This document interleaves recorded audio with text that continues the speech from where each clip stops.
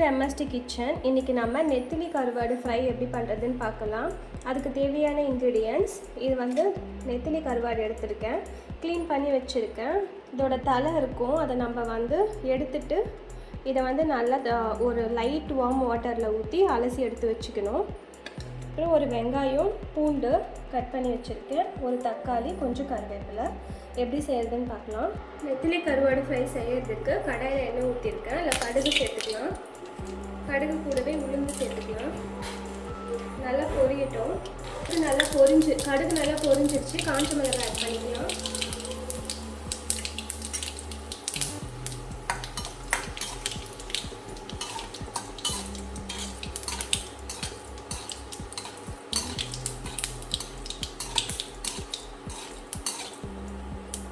இதில் நம்ம வெங்காயமும் கருவேப்பிலையும் ஆட் பண்ணிக்கலாம்.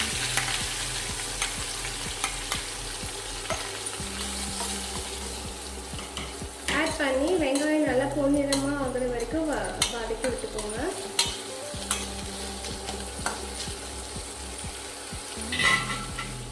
இப்போ வெங்காயம் நல்லா வதங்கிடுச்சு. இப்போ நம்ம தக்காளி ஆட் பண்ணிக்கலாம். தக்காளி வந்து நல்லா எண்ணெய் பிரிஞ்சு வர வரைக்கும் நல்லா வதக்கி விடணும்.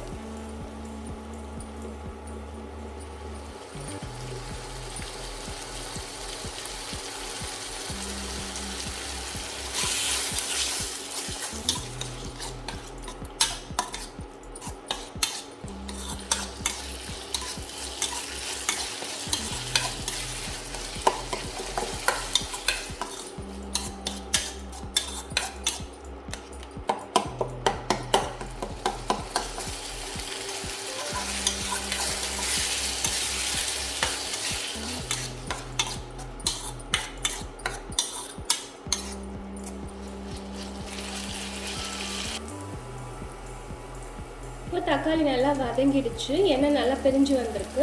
இதில் நம்ம 1/2 ஸ்பூன் மஞ்சள் தூள் ஆட் பண்ணிக்கலாம். 1 ஸ்பூன் கரம் மசாலா தூள் ஆட் பண்ணிக்கலாம். 1 ஸ்பூன் குழம்பு மிளகாய் தூள் ஆட் பண்ணிக்கலாம்.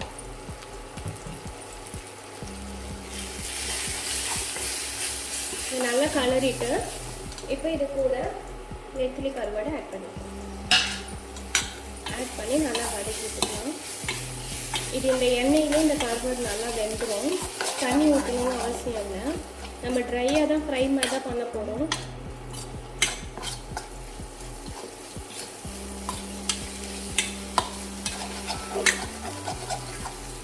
லோ ஃப்ளேம்லேயே வச்சு நல்லா வதக்கி விட்டுக்கலாம்.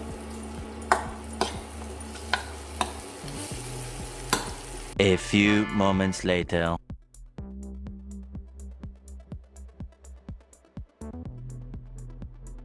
இப்போ பார்த்தீங்கன்னா நம்மளோட நெத்திலி ஃப்ரை ரெடி ஆகிடுச்சு. இப்போ ஸ்டவ் ஆஃப் பண்ணிடலாம். ரொம்ப சுவையான நெத்திலி ஃப்ரை ரெடி ஆகிடுச்சு. இதை நீங்களும் ட்ரை பண்ணி பார்த்துட்டு எப்படி இருக்குன்னு எனக்கு கமெண்ட் பண்ணுங்கள். என்னோடய வீடியோஸ் பிடிச்சிருந்தால் லைக் பண்ணுங்கள், ஷேர் பண்ணுங்கள், MSD கிச்சனை சப்ஸ்கிரைப் பண்ணுங்கள். Thank you friends. பை.